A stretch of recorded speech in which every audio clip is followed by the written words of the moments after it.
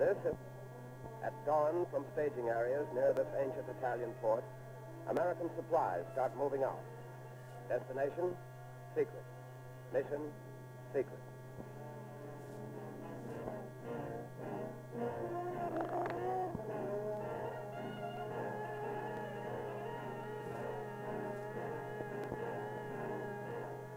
Again waiting in the harbor is the invasion fleet.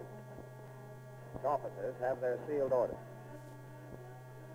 This is one of the boldest and toughest combined operations fought by the Fifth Army on the blood-soaked Italian boot.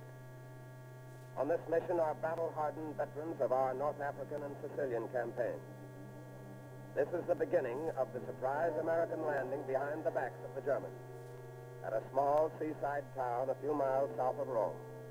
Name of the town, Anzio.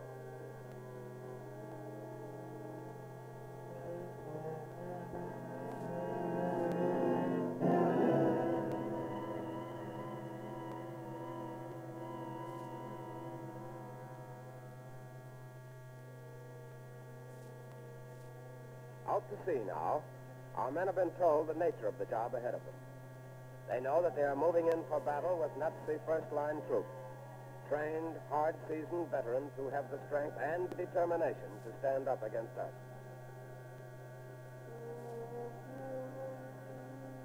Our secret was well kept. The German garrison is caught completely off guard when we reach Anzio Harbor at 2 a.m. For 6 hours, we land men and equipment. Then comes this.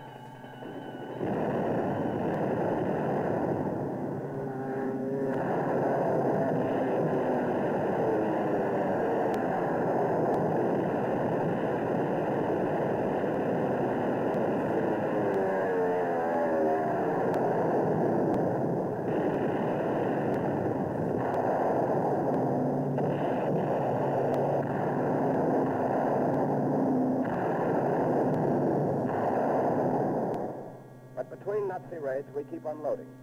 The quicker we can get the heavy stuff ashore, the better our chances are of staying ashore. Simply landing is not enough, even with strong fighting equipment. Invasion means occupation. Occupation means driving the enemy off, keeping him from driving us off.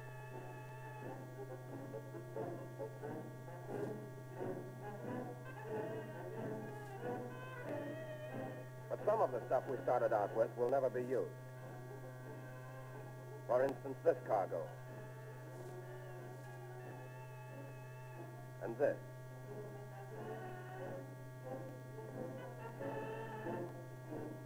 And these ships. We save whatever we can and march into Anzio. Take Anzio. We and our British allies seize Nettuno 2 miles down the coast. And all the while, the Nazi planes keep pacing us. And we keep pacing back.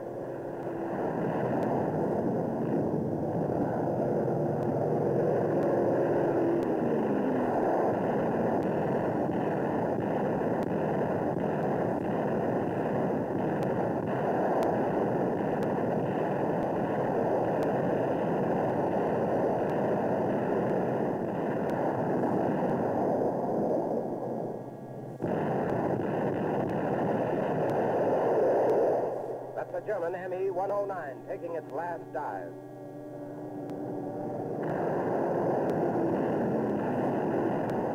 That direct hit on us, and others like it, set these heavy trucks flaming in the narrow streets of Anzio, 5,000 miles from their home factory. Precious tires going up in smoke.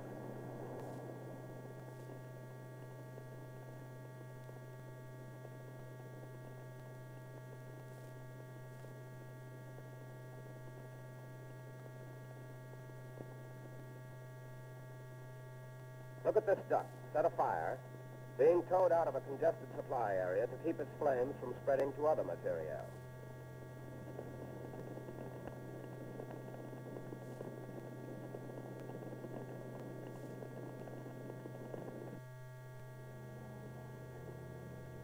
And this is all that's left of another one of our trucks. Our aim is to pinch off the vital German supply route between Rome and Cassino.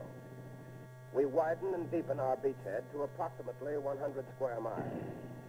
But it is a beachhead as flat and exposed as an arena.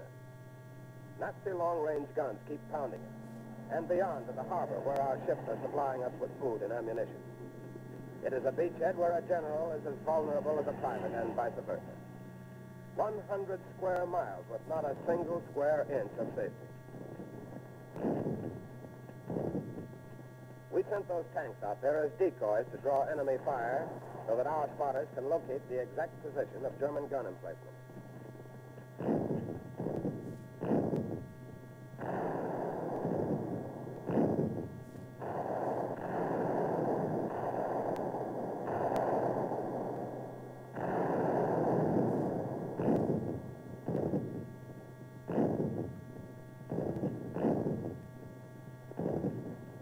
We locate the Nazi guns and let them have it.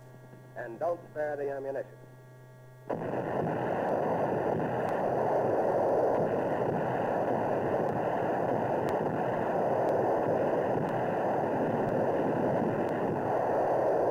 They bury teller mines to slow our push.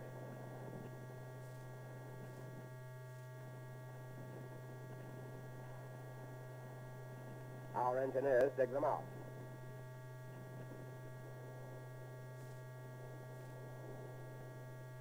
Reduce them to dead iron instead of dead Americans.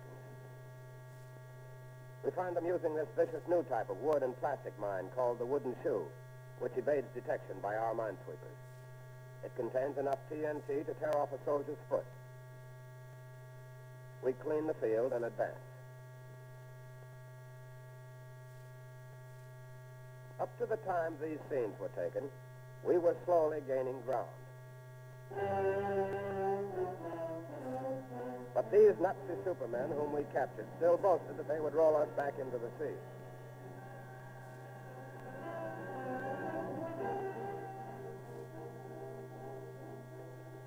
Wounded American boys being treated in the field. A rifle stock makes an emergency splint. Frontline surgery. Not a pretty sight, but this is the stern reality. This is the inevitable cost of war. The cost of fighting and destroying an army as technically powerful, as totally equipped for global murder as the Nazis. The importance that Hitler placed on the Anzio casino line, on his determination to make it hold, was evidenced by the fact that he threw in much of the pick of his elite division, the Hermann Goering, the Reichsfuhrer Brigade, the Panzer. Yes, the Germans have only one last hope, to make our victory so costly that we will weaken, compromise, make a deal with them, and their Axis pals. But in the name of these heroic wounded, we at home pledge ourselves not only to continue producing the material for victory, but pledge our united determination to make that victory final, complete, total.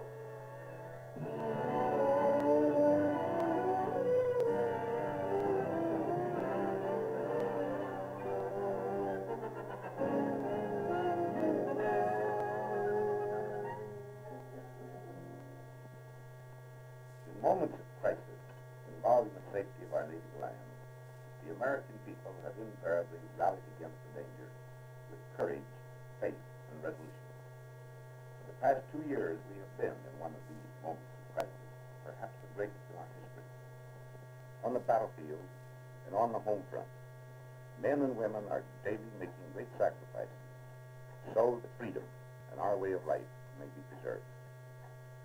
There is now in progress the 5th War Loan Drive to raise money so as to ensure that this conflict will be brought to the speediest possible conclusion and with the least loss in lives. Complete success in that drive will meet the acclaim of the forces in the field and will be renewed proof that all Americans are one solid phalanx of determination in this great war. All of us profoundly trust that soon the world may be restored to a just peace.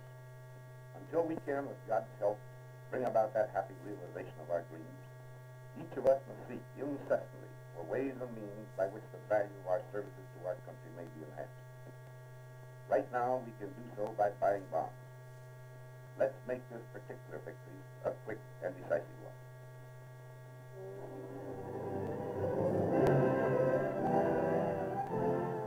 Back the attack. Buy more than before.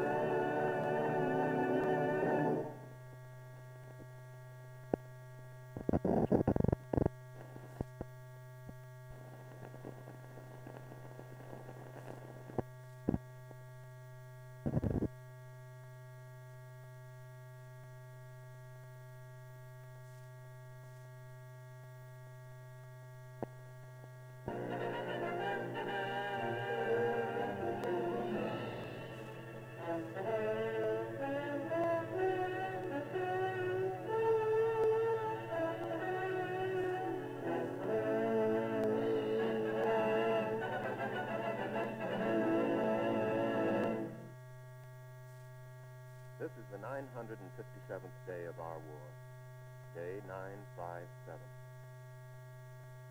From the islands already conquered, the small islands where Americans fought, the fleet has set sail once more westward.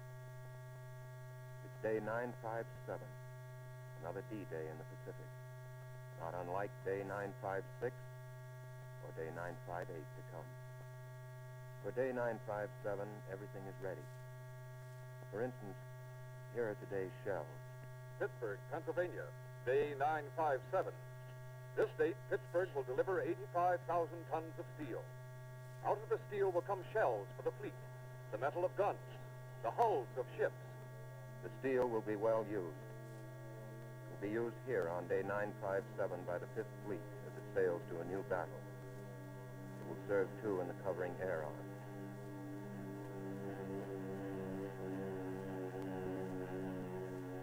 Target dead ahead. Target dead ahead. The carriers stand by waiting. A battle is teamwork. Each craft has its own job. So first, the scout planes must see what the enemy is up to. Then from the carriers, the fighters join, eager for the kill. Now the battleships speak, the mighty ones, shouting through the 16 inches.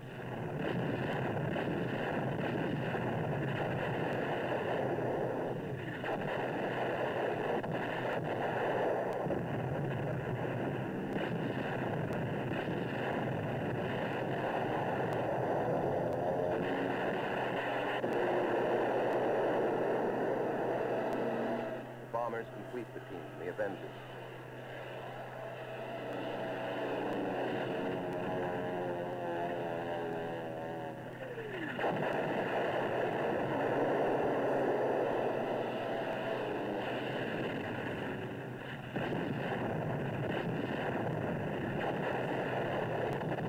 Yes, the Navy works as a team. Here are the coaches and the battle plan.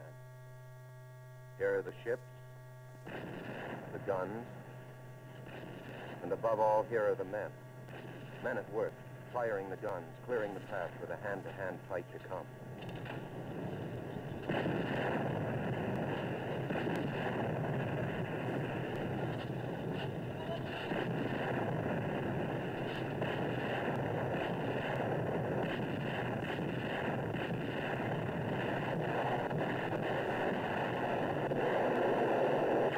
Men will die here so that others may live to fight another day. One more D-Day. One day closer to Tokyo.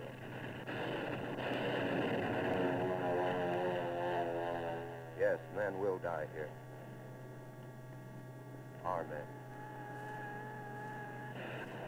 The Avengers attack with all bomb bays open.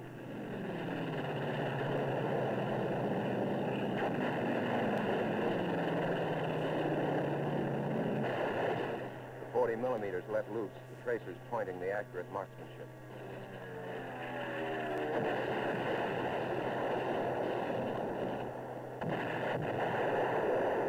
It's almost H-hour. Now is the time for rest before looking the Jap in the eye. But not all the team is resting. Before the landing, a smoke screen must be laid. Phosphorus shells are shot onto the beaches.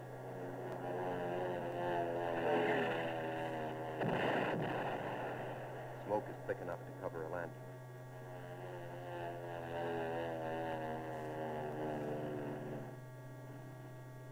The small craft, loaded with fighting men, rendezvous.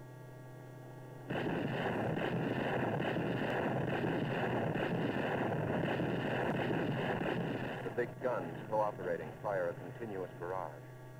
Launch the first wave. Launch the first wave. USA, day 957. The St. Louis Browns are beating the American League by 3 games. In Chicago this summer morning, the thermometer hit 52 degrees, the strangest behavior of mercury in the Windy City since 1895.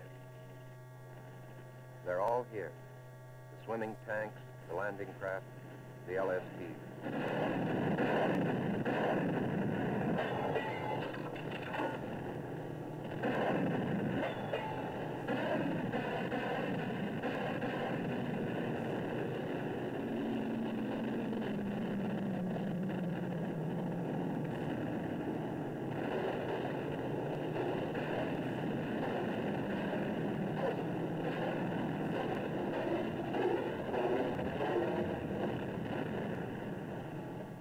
Yes, they're all here, including the American men.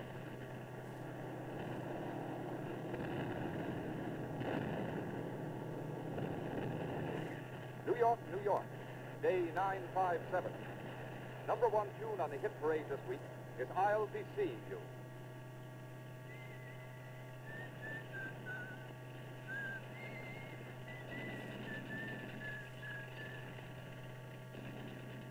A beachhead is established. The men move inland.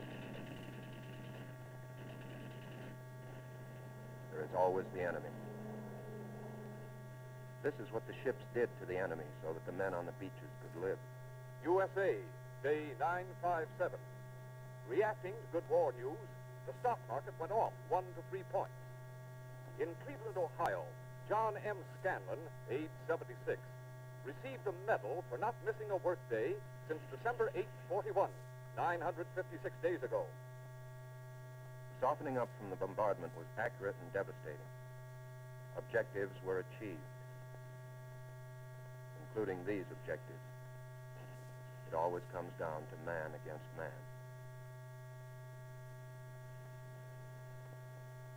Washington, D.C., day 957. The Selective Service announced today that the national quota for this month is 100,000 men. The team moves inland now toward the high mountains. The fate of the enemy is sealed.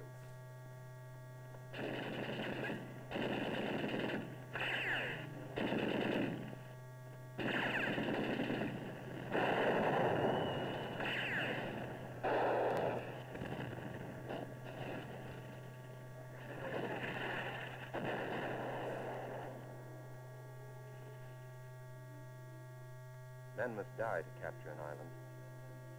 There are many islands along the way.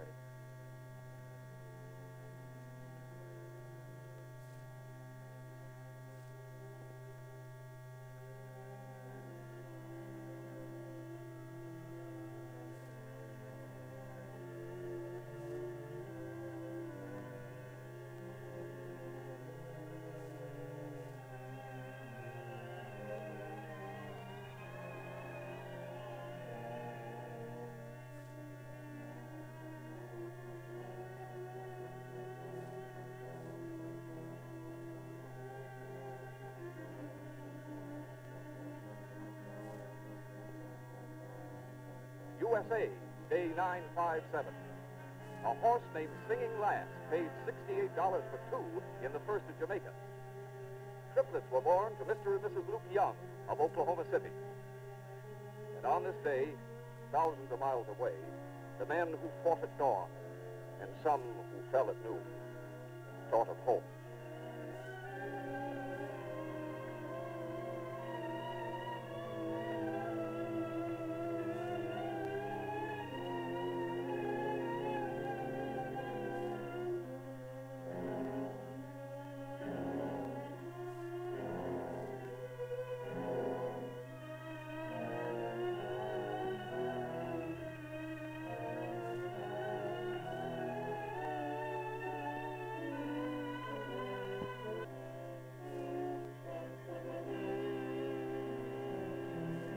Objective secured. Objective secured.